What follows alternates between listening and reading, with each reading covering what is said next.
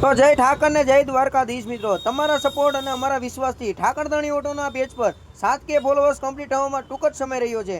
આ 7K followers complete થાય એ પહેલા તમને મસ્ત મજાની ડીલ આપી દઉં।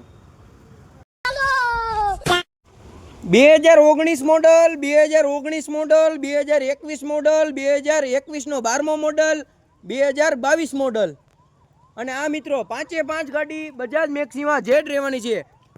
अच्छा ठीक है, समझ गया।